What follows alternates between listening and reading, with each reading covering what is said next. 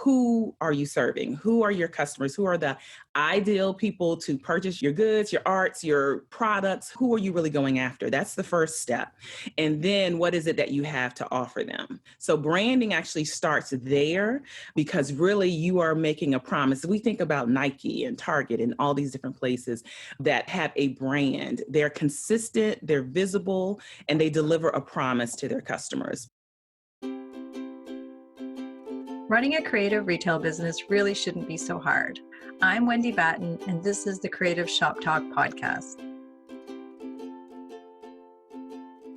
Hey there, retailers. It's Wendy Batten. I'm your host of the Creative Shop Talk podcast. Thank you, everyone who's listening.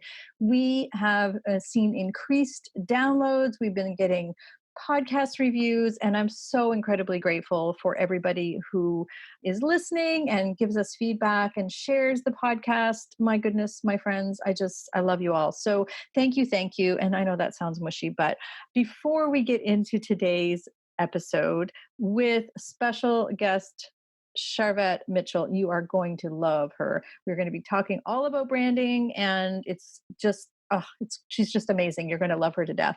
I did want to just read a podcast review that I received from Amy at the Collective Interiors. And I'm so grateful again for her leaving the podcast review. And if you leave us a podcast review and I read it on air, are we on air? Is that what we say? Anyway, if I read it on air, we will be linking your store and shop name. So please, if you leave us a review, please leave your shop name. So today's podcast review is from Amy again at the Collective Interiors. And Amy says, I love Wendy. Can't wait to dive into more of these podcasts. Always learning new things and implementing new ideas into our business because of Wendy. It's amazing to add this to our weekly lineup of listening as we paint at the shop. So thank you, Amy. I'm so grateful for you too. I see you. I know that you follow along all the things. Amy is a member of our inner circle.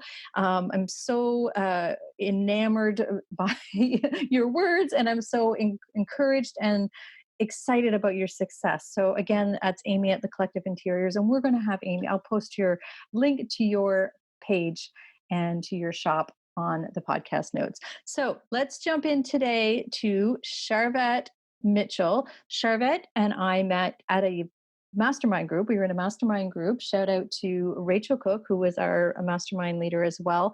And Sharvette is just incredible. She just wows me.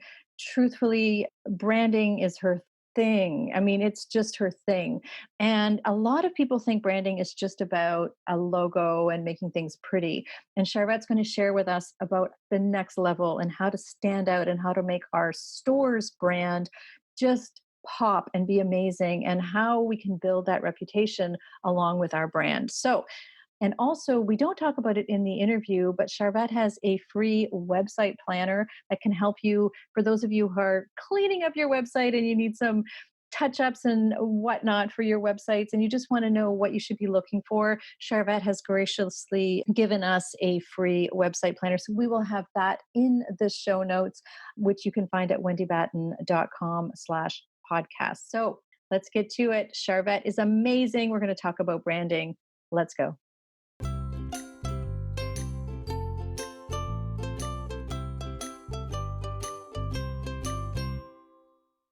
Hey there, retailers. Thank you for joining us today. I have a special guest. I'm so excited.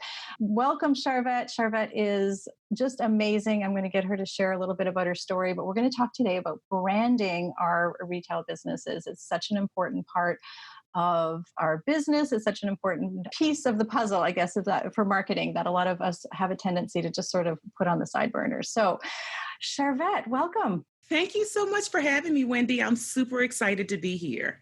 I am over the moon excited to have you on here. I'm fangirling because Sharvette and I have known each other for, we were in a mastermind group last year. Yeah. It seems like a million years ago. I know, right?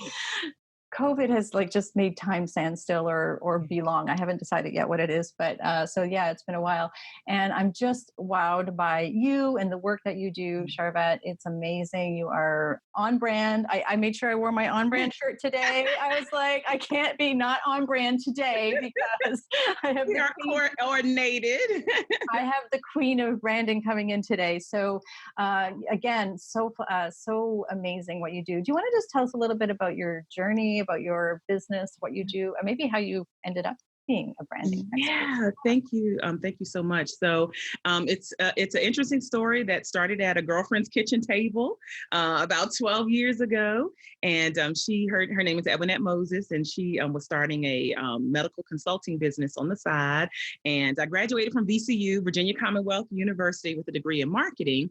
And so all the kind of marketing stuff we were getting together, like brochures and business cards and magnets back then. I don't know if people even do that anymore. You stick on your refrigerator.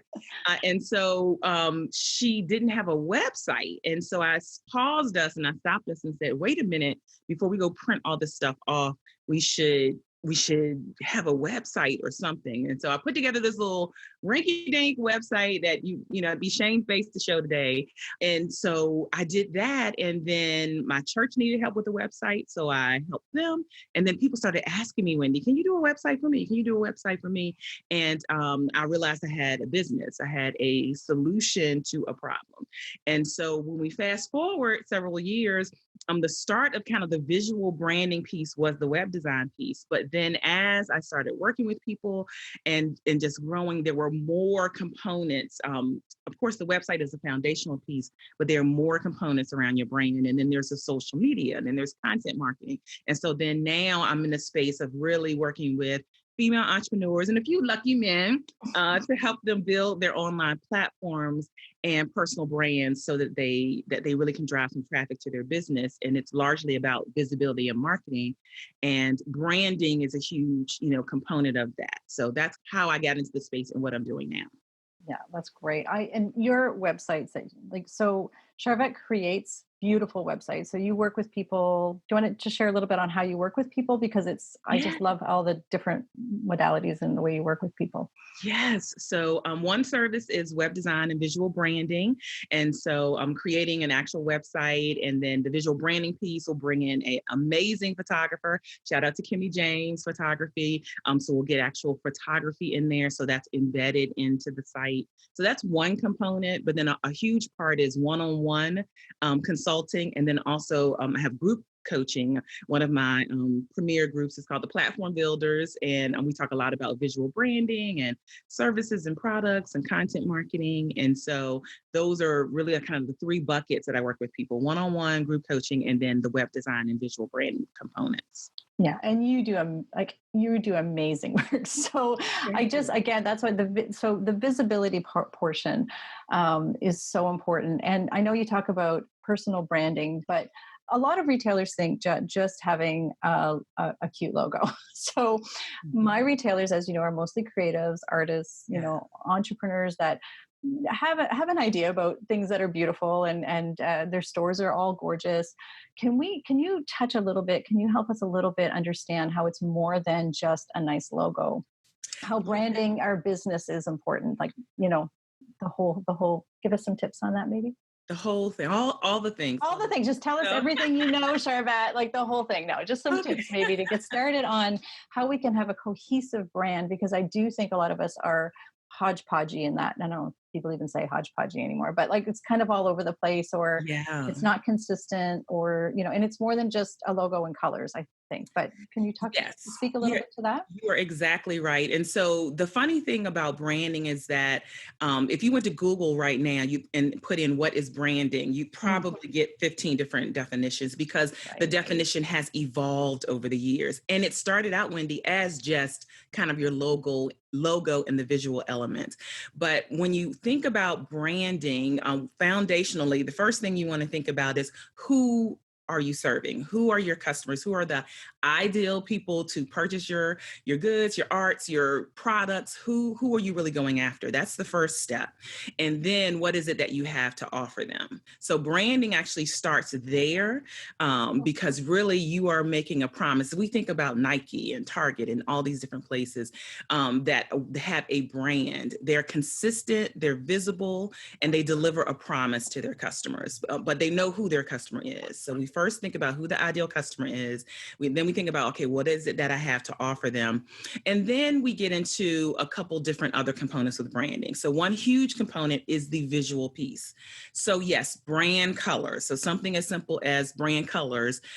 Usually you have 3 to 5 brand colors that you consistently use everywhere. And those brand colors should appeal to your ideal customers that you want, to come into your shops and purchase your goods and all of that. And so I think where you see some of the hodgepodge going on is probably some of the same places I see hodgepodge, Wendy, is that the logo is one color, the website is one color, the social media is another color. I come into your store, the bags are another color, the signage is another color. And so very simply, one thing, if you're listening and watching and thinking, I'm feeling a little all over the place, the main 2 things you want to think about is visibility and consistency. And so, number 1, get brand colors 3 to 5 and stick with them. And the interesting thing is that those people that are online, we really just have to worry about an online presence, so kind of one dimension. Yeah. But when you are in person, your brand translates in person. So when I walk into your store, I should see the colors, feel your brand. If I go to your website, I should see and feel the same thing. Signage and bags and receipts and tags, all of that should be the same color and same feel as what I see online in your social media and your website and all of that. So that's one thing I want to pause there and let's chew on. And so certainly I know that is probably one of the things that maybe people think about, but maybe they don't, that there are multi dimensions to your brand, in particular if you're meeting clients and customers in person. Definitely. And it's interesting because we do have retailers have a tendency to promote the products they sell in their stores, of course. So we talk, and I teach and I speak to that sometimes to my retailers. Like, if I'm in your store, do I even know who you are? Like, are you this paint brand, and are you that product, and are you this thing? And so the consistency, I love that reminder of, the tags, the bags, and the feel, right? The feel, yeah. I've heard you, being consistent with the feel. Like if I land on if they search for the most part, people are going to search our websites first or Google us or whatever. Yeah. And then come in our store. So you're spot on. It makes so much sense to be consistent, right? With that. Absolutely. Online, they might find you on Instagram. They might get on, and then when they get on your email list, does the email, have the same look and feel? So literally everything embedded in your brand, every customer touch point, every customer experience should reflect your visual branding. And it's simple, but it's people slip a little bit with the consistency on that. But if it's really simple, 3 to 5 colors, and you stick with that across the board. Now, when we pull in and think about personal branding, which is you, the owner, the designer, the artist, pulling you into the brand, is really another piece you want to think about when we think about branding, definitely in this day and age. And so a lot of times maybe artists want to be behind the canvas and don't want to come out in front. But people are really interested in buying from, doing business with people they feel like they know, like, and trust. That's kind of a, common consensus in the industry. And so I would encourage, from a branding standpoint, for artists and retailers to come out in front of the brand and doing videos and, being more visible, you yourself, versus just the product. And if there's a story that's associated with your product, why you got started with your brand, people are very interested in the person and who this is that's presented, whatever it is that I'm looking to buy. Wow, thanks. That is such a that's great advice, because you are right. A lot of our artists, so I work with furniture painters, creatives, a lot of artists themselves. We have and you're right, a lot of introvert tendencies, I think. Yeah. But of course, running a business, we have to be running a business. So we have to be out there. But branding ourselves along with our business is a hard thing for some retailers. So it's like, Yeah. yeah, my store is, ABC store, the Nest is the store, but they have a really hard time doing that. So great suggestion. We're Yeah. always we promote lives a lot. Yes. we encourage lives. I shouldn't say promote. We encourage lives a lot, and I do think that people struggle with the tension maybe between the brand and the store. So Mm-hmm. Yeah, it's really, until you get to a place of a Target or who we might not offhand know the CEO or, all of that, until you get to those levels, then really you are married. Your personal brand is really married with your store, your business. And in particular, if you're doing custom, work such as furniture painting, you're going to be working, closely with that client or with that customer. You might even be going, I don't know if they bring the items to the store, if you go actually to their location. So if you think about it that way, the person, especially when you get into the higher end types of services and the higher cost, then that personal, who is this, you want to bring that forward. And Wendy, I think you do an amazing job with your Instagram stories and your Facebook stories. So hopefully retailers that are listening, that is a part of the brand, bringing the brand alive and telling the story of your brand. And so that's where we kind of marry that visual piece, but then also that promise, that more kind of intangible piece of your brand. that is great. So thank you, by the way. I do struggle with the whole Instagram thing because I do build relationships, and most of my retailers we're not striving to be the Targets and although I have retailers who have one woman or lucky men shows, or a couple of stores, but even then it's still personal businesses. The retailers here are building high touch businesses is really what it is. So again, whether they're doing the painting and the services, there is a lot of service, and it's personal service. It's like it's a personal service. Absolutely. Decorating somebody's home or giving them advice or selling them furniture. They do come in the stores because they want the person that they've seen on the brand as the brand. Even if their staff are there, it's still building up through branding. And that's what it is. It's intangible, really, to explain that. I don't know. Maybe there is a formula or something along that lines. But just having the owner, the person who built this business, the artist, as you say, the visible is super. To get to know them, and trust us. To trust us, that's what it is. To trust us to come into our business, ask us for our advice, and then let us serve you. It's really back to what your first point was of knowing who your customer is as well. Absolutely. Knowing that you're serving them, and it's a big So I mean, absolutely, colors, be consistent, and then your personal brand and your presence is really married to your business and your company.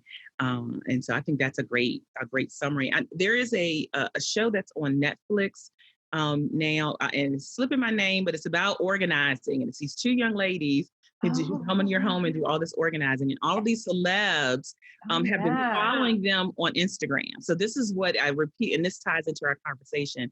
Oh my goodness, I can't think of the name of the show. Edit something? Yes. Oh, I haven't seen it, but I keep hearing everybody's talking about home edit. So I'm watching the entire thing, home edit, and they come in like organize like a pantry or a closet. But here's the interesting thing that ties into our conversation is that a lot of the celebs or their wives or them, they're like, hey, I've been following you on Instagram, and they got pulled into the two young ladies. So that the branding, not just the beautiful organizing work that they do, but a lot of the celebs specifically, like, hey, I follow you on social media. I've been watching your Instagram. I'm so excited to work with you to have you redecorate my pantry. And so it really wasn't just the home edit company. They got pulled in by the two owners.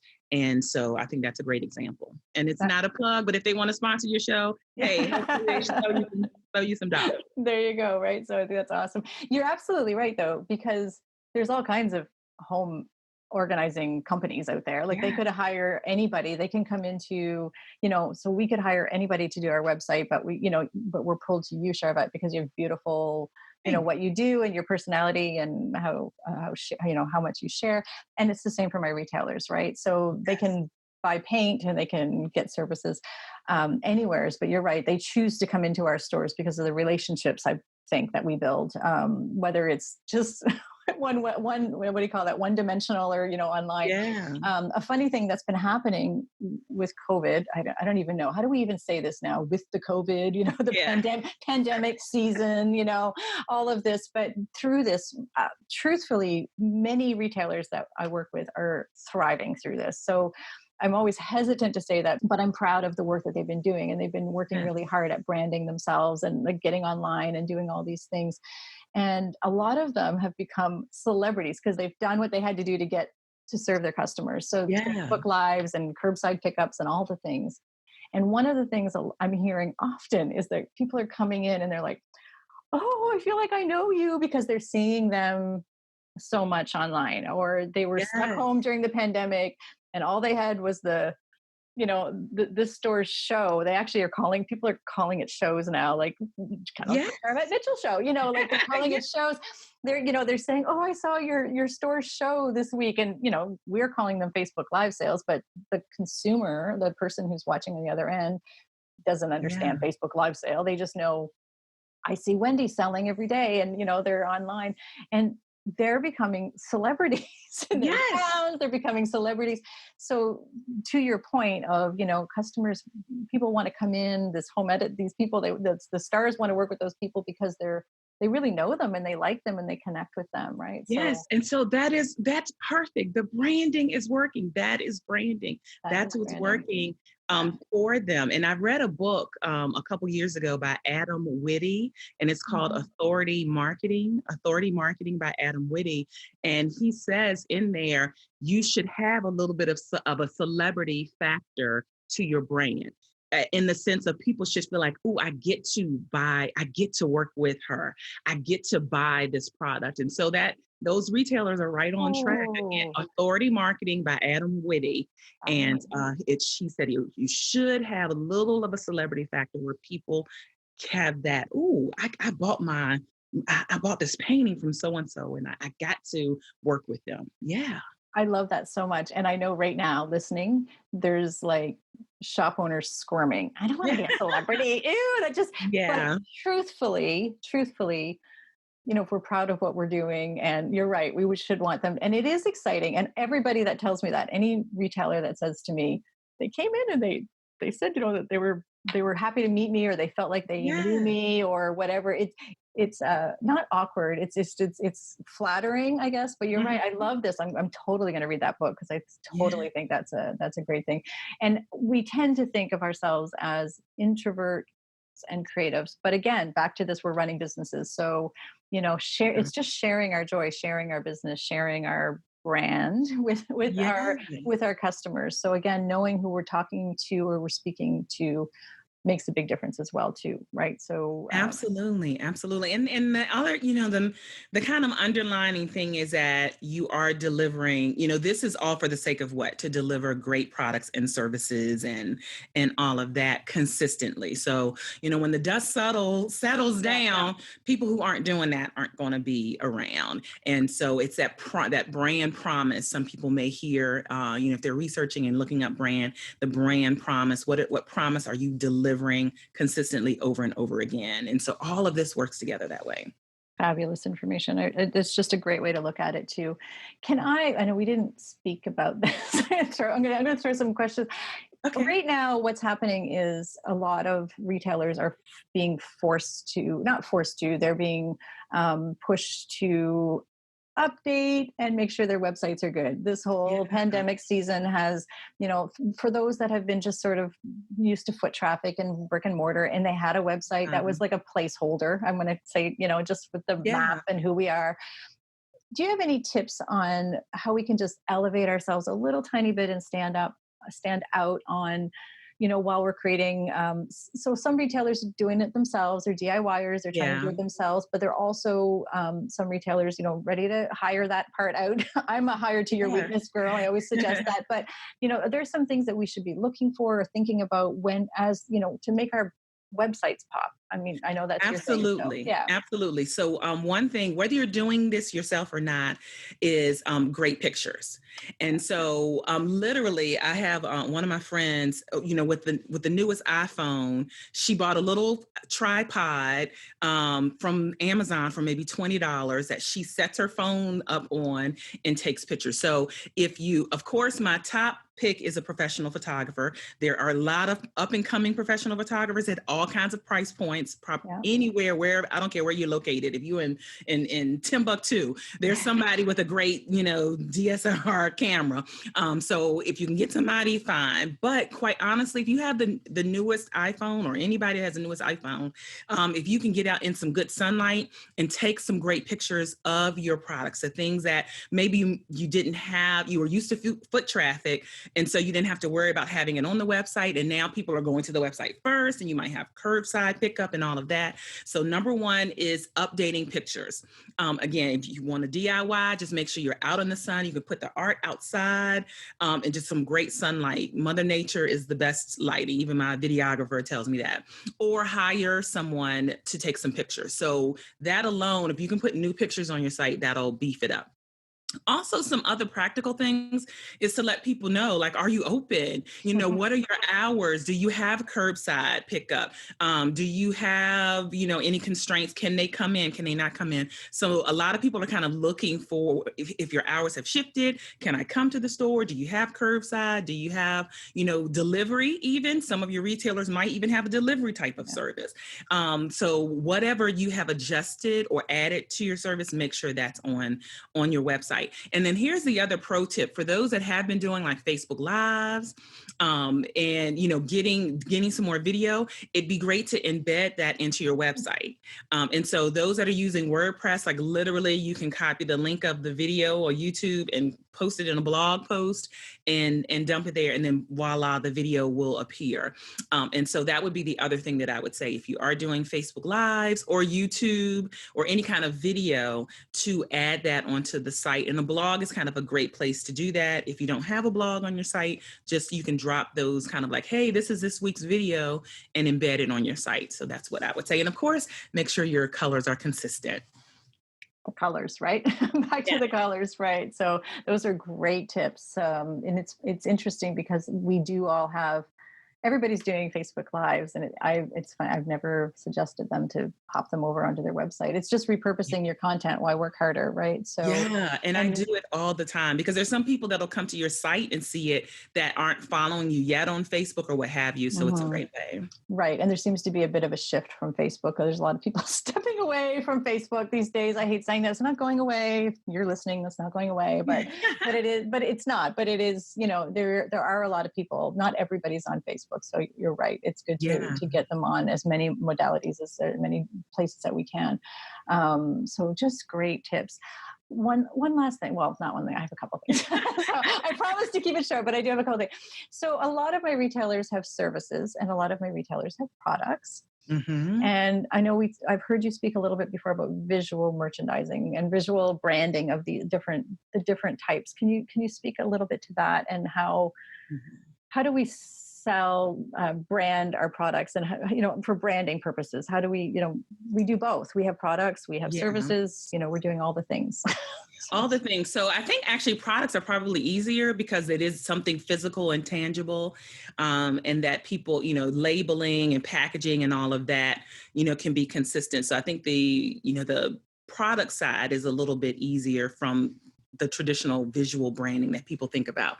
So for services, that's where, which is intangible and that you cannot see, that's where you have to come out more out front of the brand, because you have to share about the services. So things like testimonials.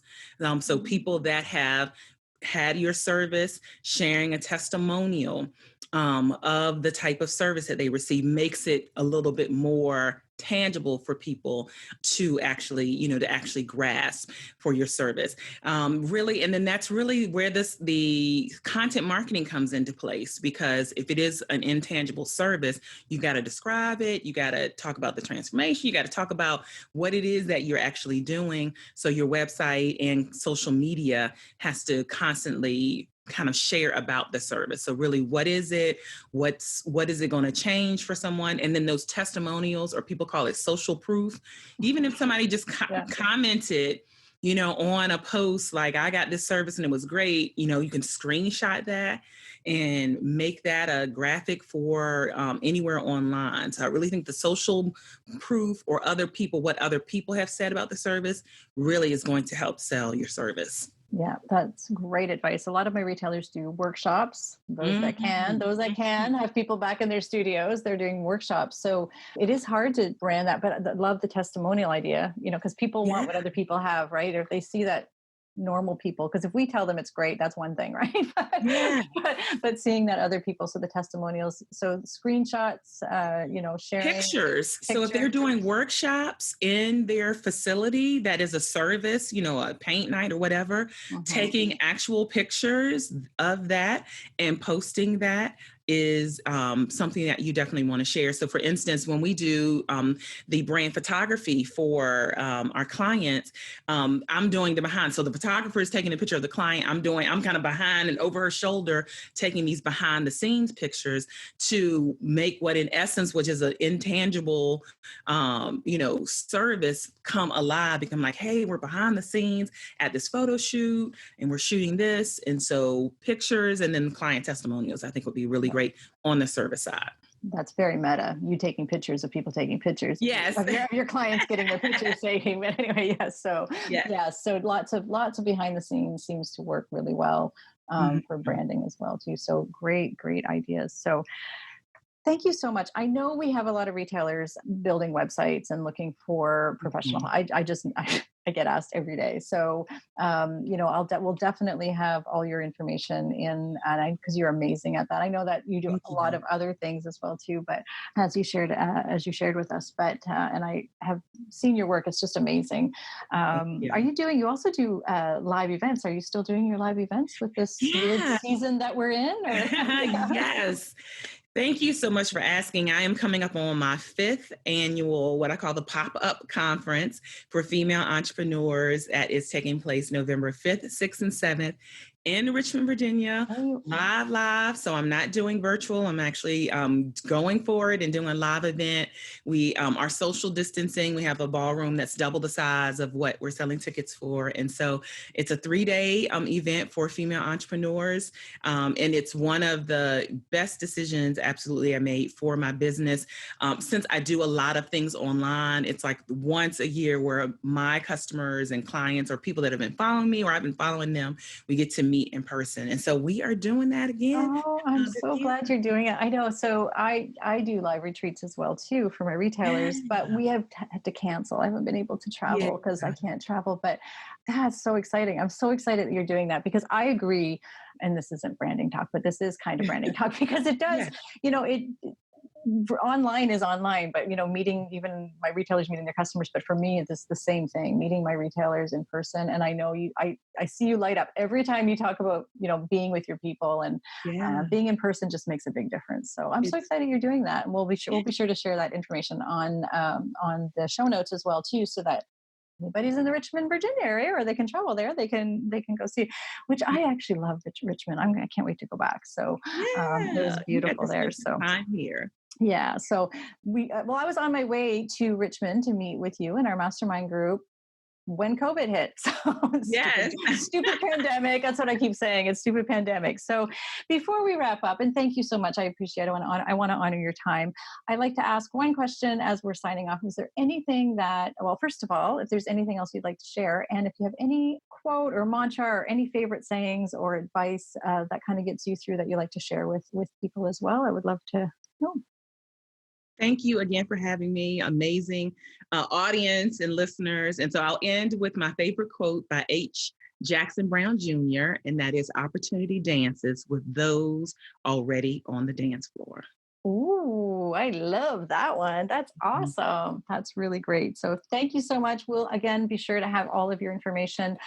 You also have a great book that I love. So Propel, is that what it's called? Yeah. I should have had that written down. I was like, oh, please, I have it right. But you got it right. I have your book. Yeah. So it's really good. So we'll be sure to share all your information, your website, and everything on our show notes. So thank you so much, Sharvette. I really, truly appreciate you, and I miss you.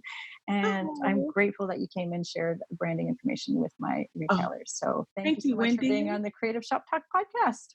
Thank you.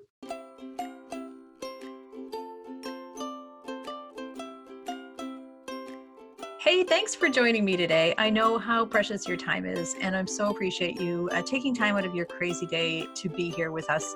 All the links for today's show can be found at wendybatten.com/podcast. We'd also like to invite you to come over and continue the conversation over on my free Facebook group. It's called Rockstar Creatives. I'm going to be popping in there live every week to continue the conversation, talk a little bit about what we spoke about today. And I'd love for you to join us over there, Rockstar Creatives on Facebook. I'd also love to ask, if it's not too much trouble, if you could leave me a review and let me know what you think of the podcast. If you're loving the show, be sure that you're subscribing to the podcast so you don't miss an episode. I'd hate for you to miss one. It's been such a pleasure to be here with you today. I'll see you next week here on the Creative Shop Talk podcast.